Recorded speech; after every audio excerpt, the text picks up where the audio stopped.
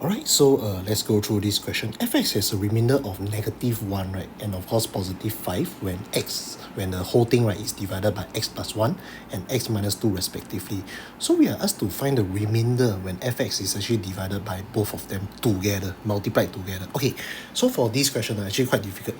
So how do I actually do? Okay, well, first step, we must know that, for example, right, if I say that fx is divided by a so-called thing like x plus 1, I will get something like a quotient here. So quotient, right, then after I do the minusing dot, right, then I will get eventually a remainder of -1. So with such, right, I can actually express fx,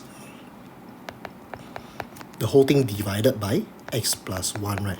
I will get the quotient qx. Qx is of course not important because we are more interested in the remainder, plus the remainder divided by divisor. So that is how we can express. Of course, they say that I divide by x minus 2, right? I'll get a remainder of 5. Okay, how do I actually express? So for example, the same fx, I divide by x minus 2, which is x minus, yeah, correct, is equal to quotient. So this quotient is different, so I put a prime. But of course not very important. Plus the remainder, right? Remainder 5x minus 2. Okay. So how do we actually go from here? So this is equation 1, this is the equation 2. Okay, very simple. This one I use maybe equation 2 minus equation 1. So for example, right, equation 2 minus equation 1. Okay, so look at the left hand side. So for example, left hand side, I simply just put like this. So fx bracket over x minus 2 minus of fx over x plus 1. Of course, now it's left with the quotient. The quotient not very important, so just ignore. I just put for completeness sake, q prime x, right, minus the quotient qx. Then after that, of course, the next part, right, is plus 5x minus 2 minus of, right, this whole thing right here. So which is plus 1 over x plus 1. Okay, so with such, you look at this part. So for example, okay, erase this first. Okay, so for example, left hand side, right? Okay, left hand side you make the same denominator, meaning for the first term fx, right, I multiply by x plus 1. Then of course now the denominator is x minus 2, x plus 1. Okay, the second term, which is here, right? So for example here, so I multiply by x minus 2 over, so this is x plus 1, x minus 2 bracket. Okay, so that's the left hand side. Then later I will do the simplification.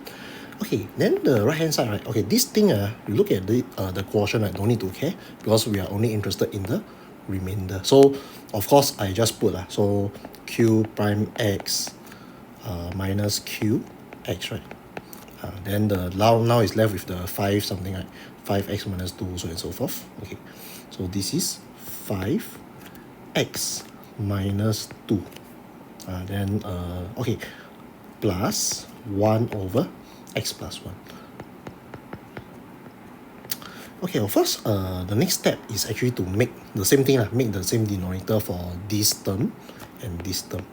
So of course now I put x plus 1 here, and the top you must also put x plus 1. And this one is x minus 2 bracket. So the bottom must also put x minus 2.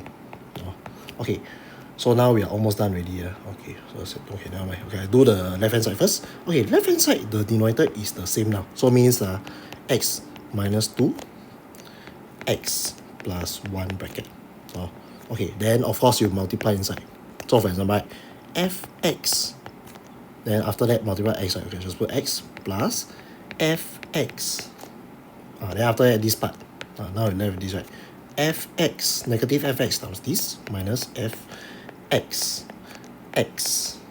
Then negative fx times negative 2, which is positive 2fx. Okay, so after that almost already. Okay, so this one is the left hand side. Okay, right hand side. Okay, this one I don't care. I just deal with the remainder now. So 5x plus 1. Then the bottom is x minus 2, x plus 1 plus x minus 2, x plus 1, x minus 2. No? Okay, so we are almost done. Okay, we're almost getting the remainder already. Okay, then the left hand side, right? So for example, I erase this first. Okay.